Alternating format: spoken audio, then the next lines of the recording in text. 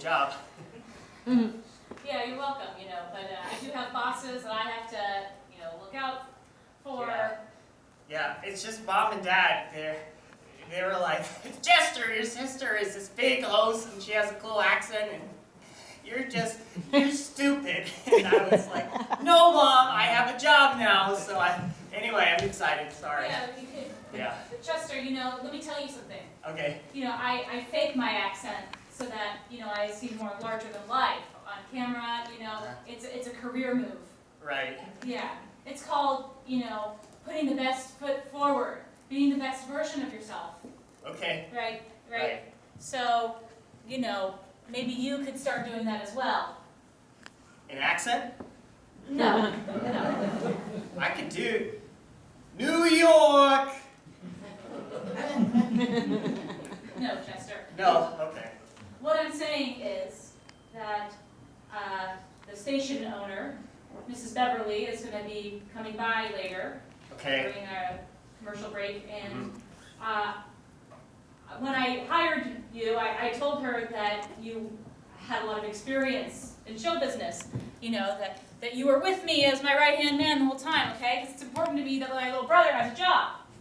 Yeah, but that's not true. Yeah, it's called stretching the truth. Okay. It was just like how I got fired from McDonald's for saying, oh, these are French fries, but they were really just pieces of plastic. Look, Chester, Uh-huh. when Mrs. Beverly gets here later, can you try your best to just be professional and seem like, the cock of the walk, like you know what you're doing? Oh, I don't think we're allowed to say that word. But I can do it. We'll be extra professional for you. Or, what's the worst that could happen though, right? I ask myself that every day, Chester. You would fire me, right, and your brother. Yeah, but I wouldn't. Okay. Okay, well, I probably should get back from commercial. All right, everyone back in your seats. We're gonna take it back, Alex. Come on, everyone, jump. Oh, jeez. Oh, God, sorry, there was a loose nail here. Sorry, sir. Are you okay? That's bad luck, dude.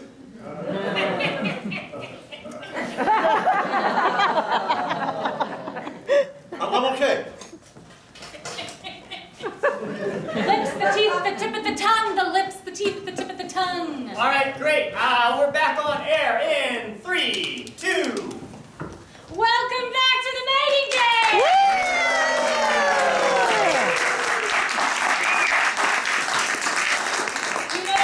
Marjorie, it is my personal opinion that it is very important that everybody is very genuine to who they are, right? Right.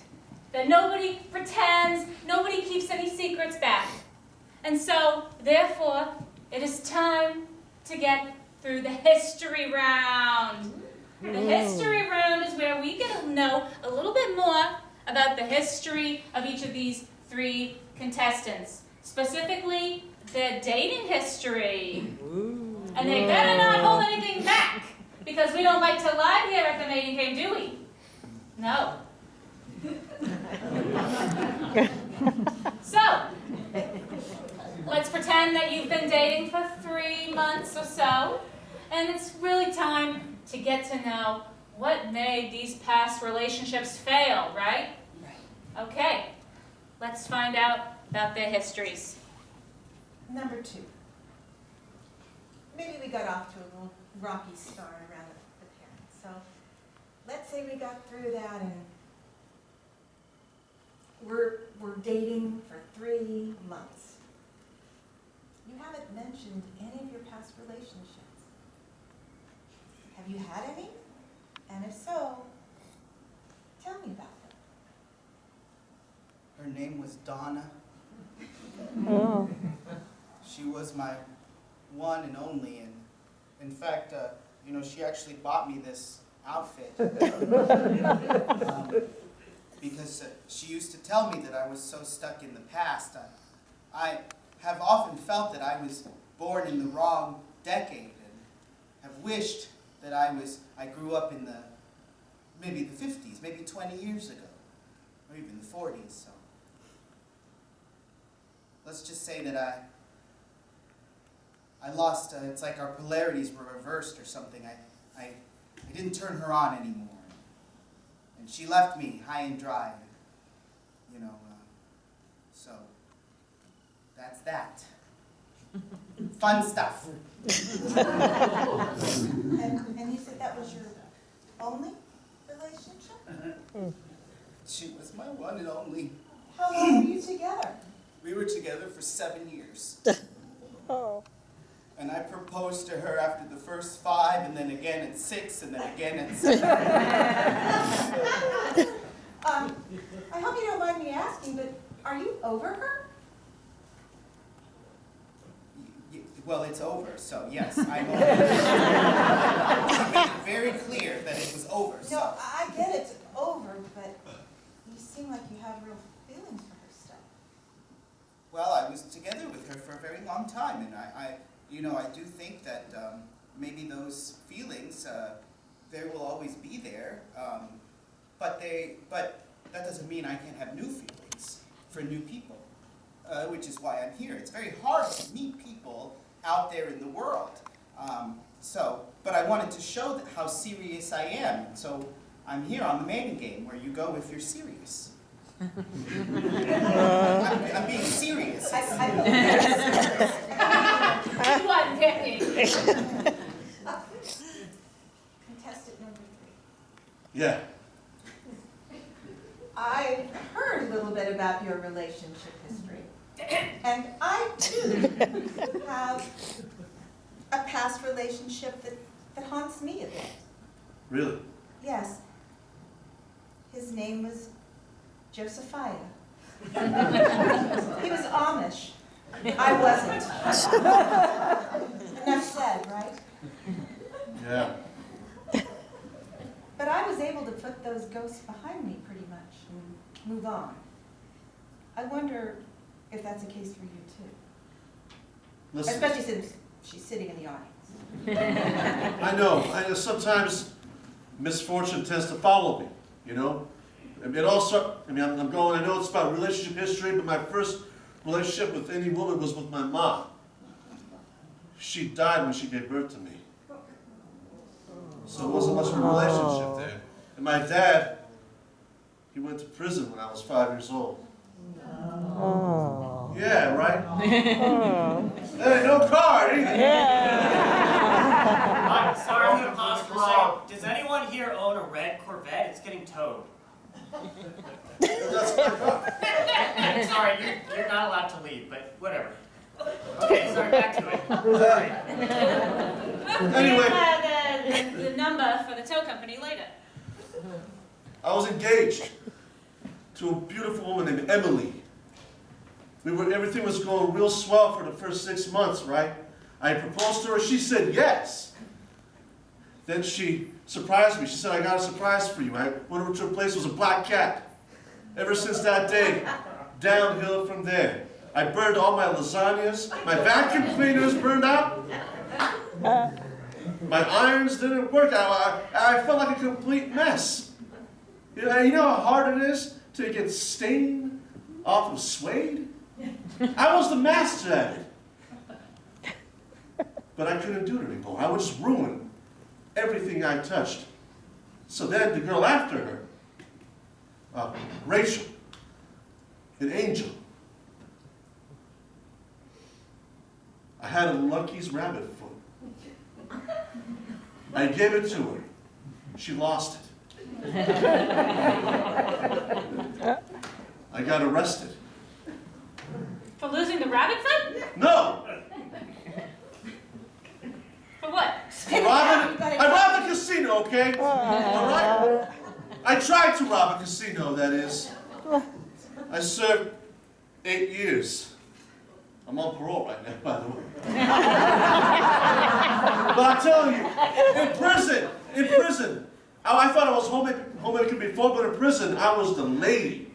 And I knew how to do everything from scrubbing toilets, to mopping floors, to getting the right Well, I'm gonna go into certain details, but let's suffice it to say, I know my way around a house, a home, a family. I know what I need, and I know what my past was, and I know what mistakes never to make again. And this is not a mistake. So, number one.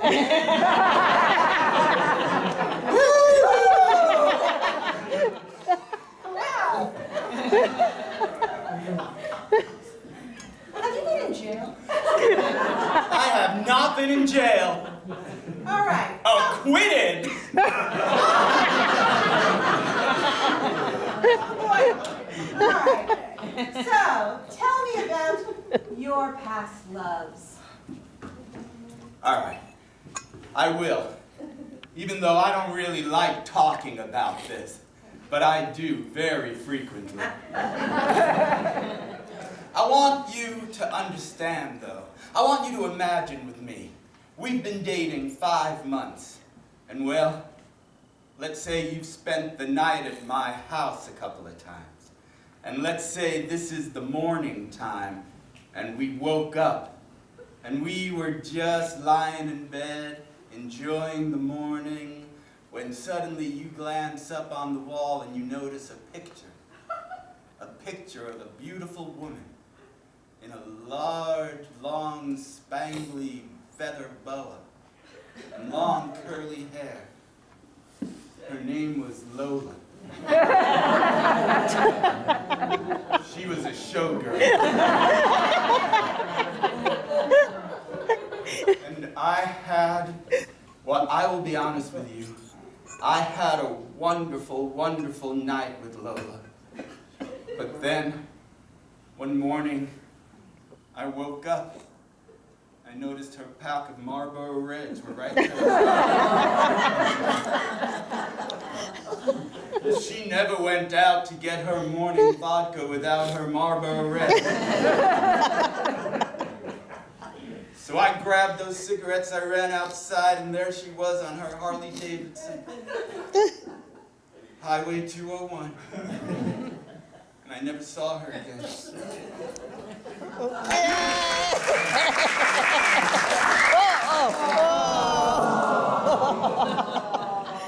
You're a fickle bunch.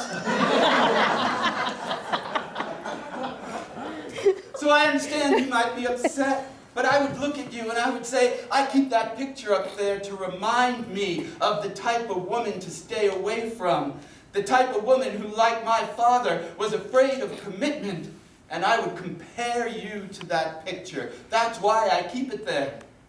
To remind me that I finally found someone who I want to wake up with every day. Tell us, Marjorie. Look right into camera 2. What brand of cigarettes do you smoke? Camels. Well, there we go. Tell me, Mark. If we continue to go out, do you think you would consider taking that picture of Lola the showgirl off our wall? Maybe putting one of me up there? If we continue to go out, I'd walk right up to that picture, and I'd put my hand up on that gilt frame, and I'd pause enigmatically. And I'd look at that picture, and then I'd look at you, and then I'd look at that picture, and then I'd look at you. Then I would probably break down in tears and run out of the room. Oh.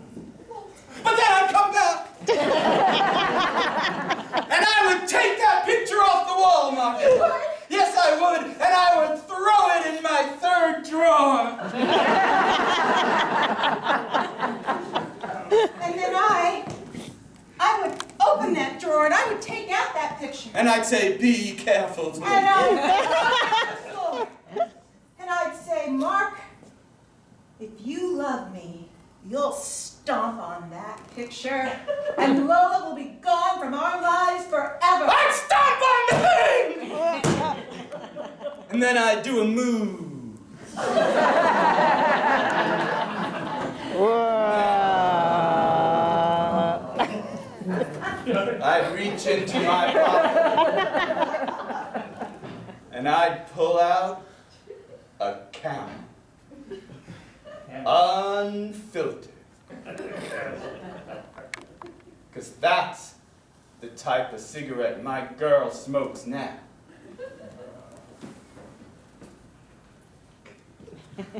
Whoa. Whoa. Woo.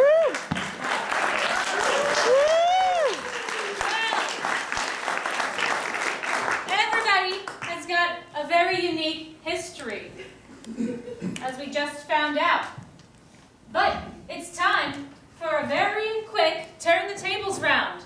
Marjorie, it is time for you to have a soliloquy about your history, your relationship with Josephiah. Tell us more about it.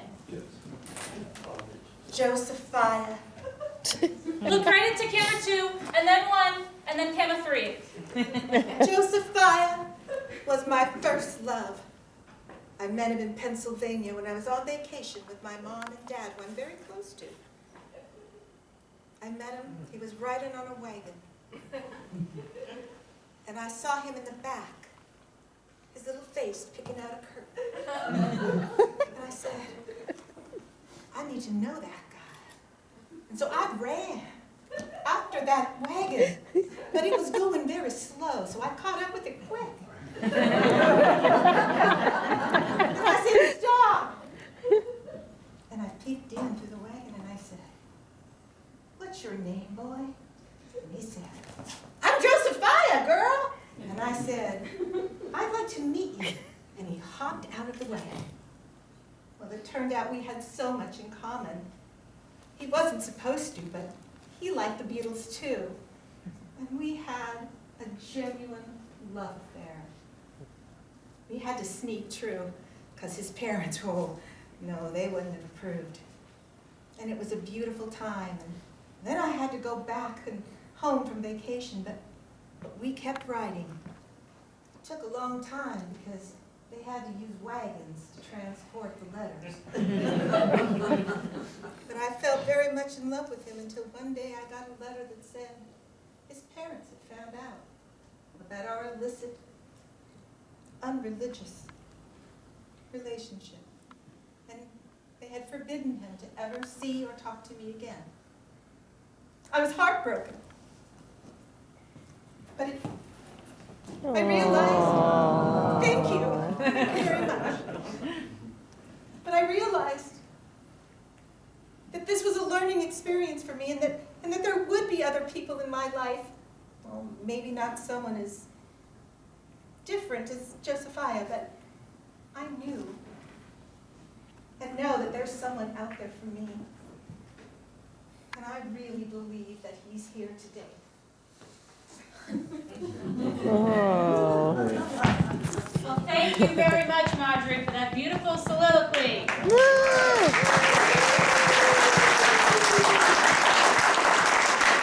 I don't know about you, but I really would like to get our studio audience's opinions on who they like the best of these contestants. And so, whoever gets the loudest round of applause is in the lead. Let's begin.